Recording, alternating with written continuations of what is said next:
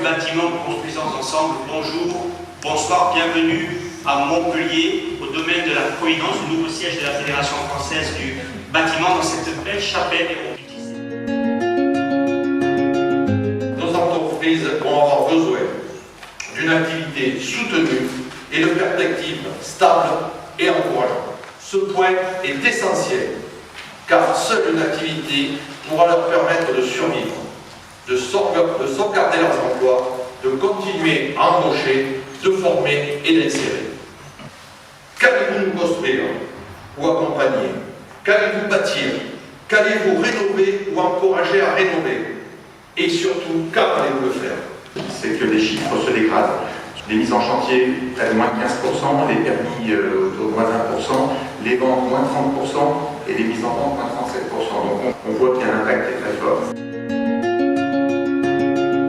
Et que nos territoires, et je pense que mes collègues vont être au diapason de ce que je dis, on doit être très agile, très réactif, très lisible dans les décisions que nous allons. Nous allons très prochainement avoir une communication, dès que l'outil d'aménagement qui est la SERM et la SAM, avoir une communication rapide sur le nombre de lots que nous allons lancer dans les différents actes de la vie. Pour donner une lisibilité, nous allons travailler pour nous doter d'un outil plus efficace sur les enjeux de la rénovation thermique des bâtiments. Et à Montpellier, c'est un chantier colossal. C'est trop long. C'est trop long. Si nous voulons réussir la relance, nos administrations publiques doivent gagner en agilité, mais on mettait 6 ans pour faire une ZAC, on est passé à 12. C'est pas possible. Ça n'est pas possible. Et a fortiori, parce qu'on va devoir faire, et je me réjouis des propos, du réinvestissement urbain, ne pas artificialiser des sols, parce qu'on doit changer de paradigme. Et là, il y a quelque chose qui se joue dans un message que l'État doit envoyer, non pas bafouer les procédures, loin de moi cette idée, loin de moi ce propos, mais quand même, il faut qu'on retrouve collectivement de l'agilité, parce que sinon nous nous en sortirons pas. Rien, je dis bien rien, sur les années qui viennent de passer, n'a été mis en place pour aider les élus locaux et la profession à accélérer les processus administratifs de sortie des opérations dans le renouvellement.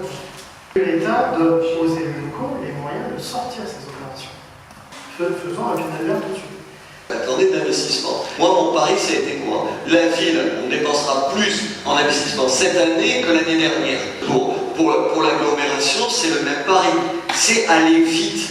Aujourd'hui, avoir supprimé le Pinel, parce que c'est ça, en effet, le principe baratin, à Narbonne ou à Béziers, ça rime à quoi? Tous les maires, on est confrontés à la même difficulté.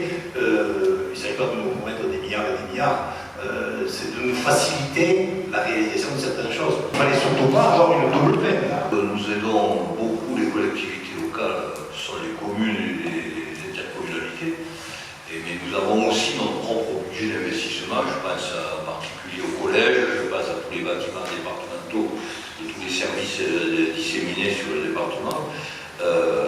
La question qui se pose effectivement, c'est de mettre en synergie notre capacité de financement des autres collectivités et leur propre problématique à elles. Il faut que la machine redémarre et il faut que nous on se mobilise tous pour enclencher un mouvement parce que le temps presse. On n'a pas le temps de perdre 6 mois.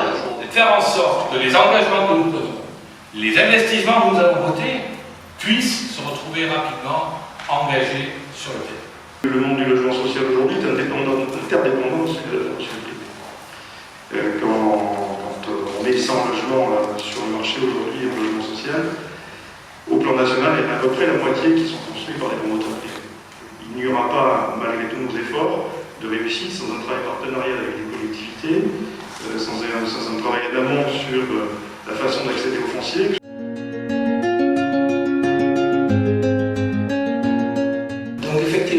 Il faut redémarrer vite, mais surtout il faut redémarrer bien.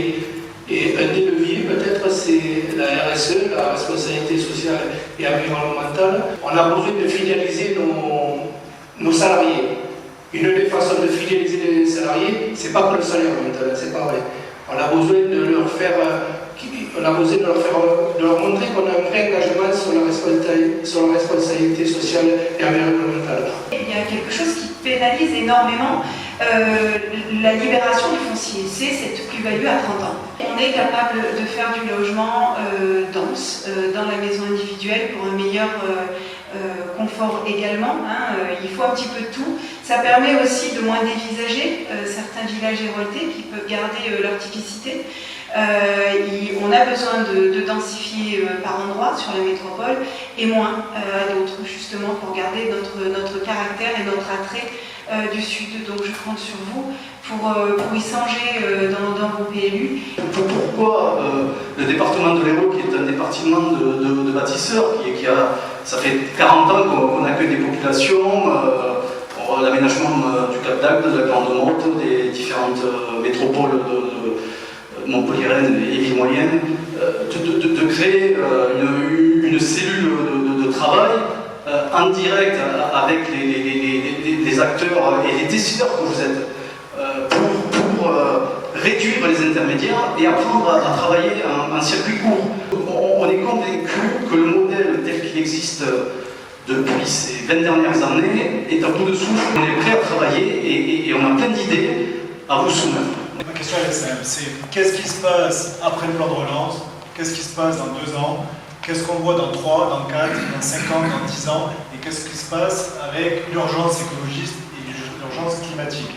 Nous avons des sociétés, des entreprises et des salariés qui sont motivés, qui sont prêts à se former, qui sont prêts à prendre à bras le corps tous ces sujets-là. Nous sommes prêts à travailler ensemble sur ces sujets. Pour vos entreprises, mais pour nos territoires, développer des savoir-faire et anticiper ce qui va arriver, c'est-à-dire les futurs textes, pour le coup, sur les matériaux biosourcés. On voit bien qu'il faut qu'on arrive à travailler sur nos écosystèmes. Et ça, c'est en parallèle de la reprise. C'est-à-dire qu'il faut qu'on reprenne en main la maîtrise de notre temps. J'ai l'intention, une fois que les aménageurs les promoteurs seront choisis, de réunir l'ensemble des professionnels du bâtiment pour pouvoir discuter, dialoguer avec eux. Et je crois que c'est à travers ce dialogue qu'on peut les maintenir informés suffisamment en amont pour pouvoir répondre à leurs attentes, à leurs difficultés, aux contraintes auxquelles ils sont soumis, pour essayer, bien évidemment, de les accompagner au mieux. Le défi écologique est aussi une chance. Vous l'avez dit à travers le RSE. Et moi, j'ai une petite conviction que nous pouvons relever ce défi. Et les états généraux que vous allez organiser en seront, j'en suis sur la preuve. Et donc, moi, je dis banco à votre proposition. Je me réjouis également que nous ayons pu ce soir nous rassembler en mettant de côté les éventuels clivages pour répondre aux questions des professionnels du bâtiment et de l'acte de bâtiment. Car elle préfigure une capacité à œuvrer en commun pour l'intérêt général. Saisissons ce moment pour passer des promesses aux actes. Nos emplois sont des emplois locaux, alors que les enjeux sont certes environnementaux, bien sûr, mais aussi sociétaux, sociaux et économiques. Ce premier débat en appellera sans doute d'autres. Et je veux qu'il pose ce soir les fondations, on aime bien ce terme dans le bâtiment, d'une véritable dynamique de concertation pour la construction de demain. Messieurs les représentants des collectivités, vous pourrez toujours compter sur la Fédération du bâtiment, mais également sur ses partenaires, pour que demain, nous construisions toujours ensemble. Merci.